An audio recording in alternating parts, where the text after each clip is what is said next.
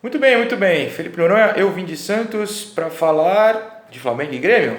Mais ou menos. Vocês sabem, obviamente, que o Flamengo meteu 5-0 no Grêmio no Maraca na noite de quarta-feira, se classificou assim para a final da Libertadores.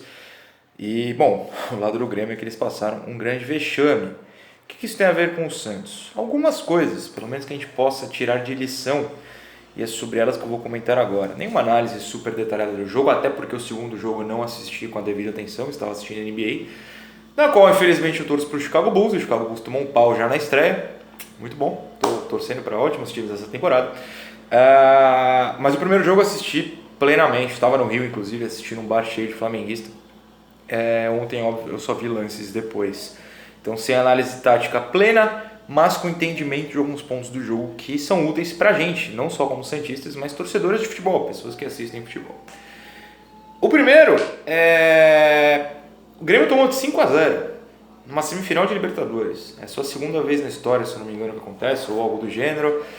Aconteceu há alguns anos com o Bolívar tomando no São Lourenço, e faz mais de 30 anos que aconteceu algo parecido. Então, assim, vexame. E aí a gente lembra, e vocês podem caçar, tá aqui, tá no canal, que quando o Santos... Não, meu Deus, tremi a câmera toda, desculpa. Quando o Santos tomou de 5-1 do Ituano, eu falei aqui, que se não no próprio vídeo, nos seguintes, sobre como eu preferia passar aquele problema, aquele vexame no começo da temporada, com um trabalho novo sendo iniciado, com jogadores chegando, com o técnico há 2 meses no comando do time, do que na hora importante, na hora H. E o Grêmio fez o contrário, né? O Grêmio é um time que tem um trabalho a longo prazo, o Renato há anos aí conquistou grandes coisas, conquistou a Libertadores, isso não pode ser apagado de maneira alguma. Mas chegou nessa temporada um trabalho já um pouco mais desgastado, que culminou com 5-0 numa hora decisiva dessa. A diferença é, você trabalha para chegar na hora decisiva no auge. Então resultados negativos, são mais, e vergonhosos no caso, são mais aceitáveis quando é o início de um trabalho. Por isso que eu sempre relevei, apesar de muita gente achar que eu estou errado nisso, aquelas derrotas para o Ituano, para o Botafogo, até mesmo para o Palmeiras, que ainda foi no primeiro semestre.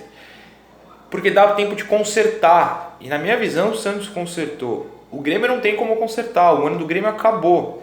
Por mais que eles possam brigar por vaga na Libertadores via Brasileiro, eu acho até que tem time para conseguir, eles não só perderam muitos pontos no Brasileiro por uma briga por título, por uma briga com o Santos e Palmeiras, como acabou a Libertadores, o foco era a Libertadores. Eles caíram na Copa do Brasil também, recentemente. Eles foram até as quartas? Semi, acho, né? Vocês me avisem, acho que foi semi. Acabou. Tudo que o Grêmio focou no ano, que era a Libertadores, se encerrou.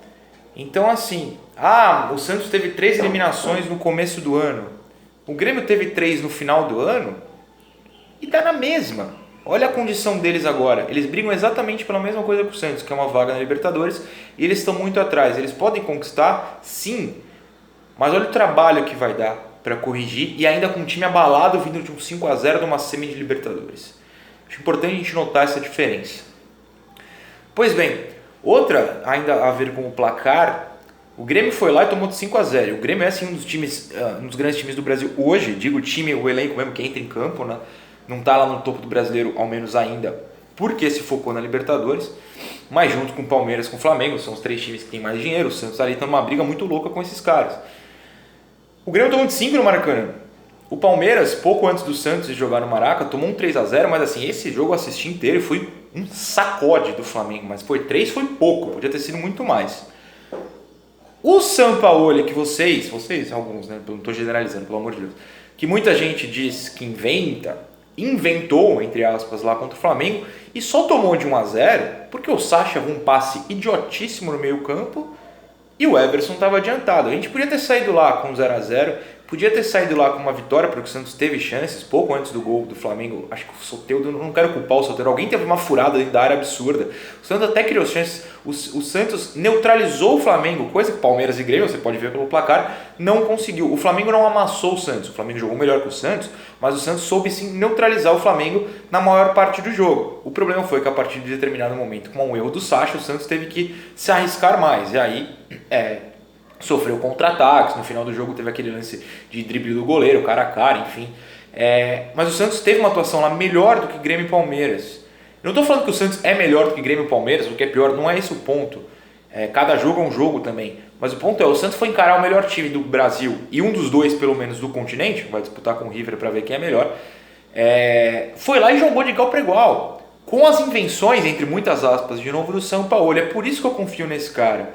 Talvez a gente não ganhe nada, porque futebol não é uma ciência exata. Né? Talvez o Flamengo, com esse dinheiro, perca a Libertadores. Eles têm mais dinheiro que o River, tem mais time que o River. Talvez eles percam, é um jogo único, acontece, não é uma ciência. Mas o Sampaoli foi lá e está tirando o leite de pedra de um elenco curto, de um elenco mais limitado tecnicamente e qualidade de futebol mesmo do que os seus rivais, e foi lá e fez um jogo de igual para igual com o Flamengo.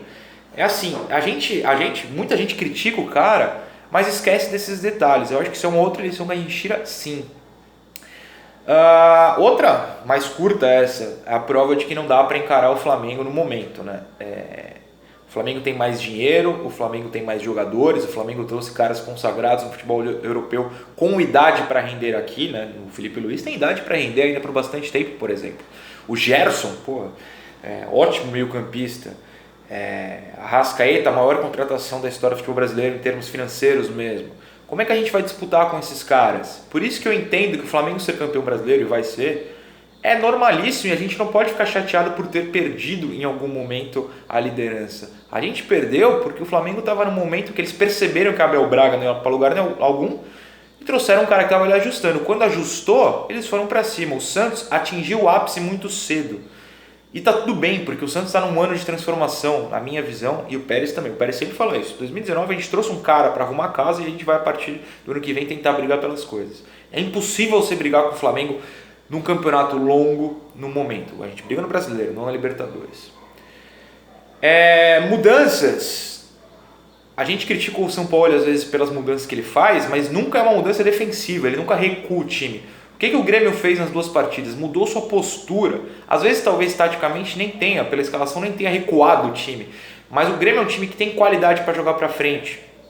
Recuou. No primeiro jogo foi um amasso do Flamengo. O Grêmio aceitou o jogo do Flamengo, não tinha resposta.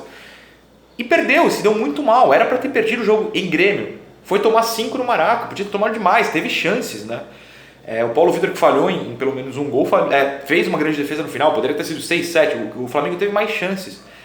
E o Sampaoli não recua. O Renato apostou numa formação e tomou um amasso do Flamengo. Ou seja, eu confio num técnico que vai pra frente. Se o Grêmio toma uma goleada indo pra frente, eu ia ser o primeiro a defender. Pelo menos eles tentaram. E é isso que o Santos tem feito. O Santos tenta jogar pra frente. Aí você esbarra na qualidade dos jogadores, você esbarra naquela questão que ou o Santos está 110% ou não vai funcionar, porque são jogadores abaixo. Você esbarra em rivais mais parelhos do que o Santos. O Flamengo não tem rival parelho hoje. São pontos que a gente tem que pensar. Isso também mostra como é difícil a gente batalhar contra quem tem dinheiro, né? Você olha, o Flamengo tem opção atrás de opção. Um desfalque do Flamengo, um Diego, por exemplo, que seria fundamental ao Santos, não faz a menor falta no Flamengo, né? É engraçado a gente pensar isso. Os caras têm muito mais dinheiro e por mais que eu seja um cara que defende o futebol da luta e quero que o Santos sempre lute contra esses caras do dinheiro, tem que assumir que chega um momento que é impossível. A gente tem que torcer para o Flamengo cometer um erro grave financeiramente e o Santos começar a ter mais estrelas da base, o que não tem nesse momento, contratações pontuais que resolvam uma batalha financeira. É muito difícil. Tem 2 pontos ainda, um é de técnicos, mas antes eu vou falar de Gabriel e Bruno Henrique, que muita gente fala, o Santos deixou os caras aí. Não é assim. O Santos não tem dinheiro para pagar o que o Gabriel recebe. Como não tem, e o Diário do Peixe que fez essa matéria recente, o Sampaoli tem que ser criticado, e tem mesmo, mas os argumentos deles foram muito rasos na minha visão, só minha visão. E ele cita no meio do texto, o Grêmio contratou de graça o Tardelli, que eles não pagaram, sei lá de onde veio, da China, né? Mas só paga salário. O salário do Tardelli é de 1 milhão e 100 mil reais por mês. O Santos vai tirar isso da onde? Não vai. O Gabigol ganha mais ou menos por aí, o Santos também não tem como pagar.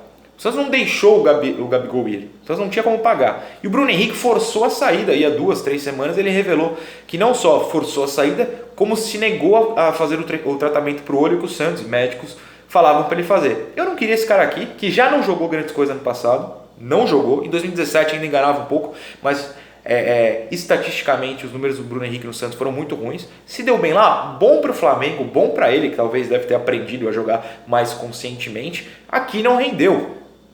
Acontece, gente, acontece. Lembrando que ele estava escalado para pegar a Ferroviária no primeiro jogo do Santos no ano, e não jogou, ele sumiu para ir para o Flamengo, ele não se apresentou na concentração. Uma semana antes do amistoso contra o Corinthians, o time estava indo naquele amasso para frente, ele dominava a bola e vinha para trás. Pode pegar o vídeo, eu falo isso no vídeo lá, da análise daquele amistoso contra o Corinthians. Então o cara não queria jogar aqui, tchau, se deu bem em outro lugar, não pode ser problema nosso e a gente não pode ficar se remoendo.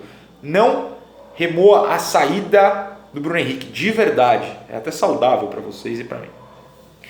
E a outra final é de que técnicos. Primeiro, gringos acima de tudo, gringos acima de todos, porque assim, olha só, um Santos que é terceiro lugar, brigando por um segundo lugar e que brigou na liderança até determinado ponto brasileiro, tem um técnico gringo que fez um time muito pior do que Palmeiras e Flamengo e pior do que o Grêmio, brigar lá em cima.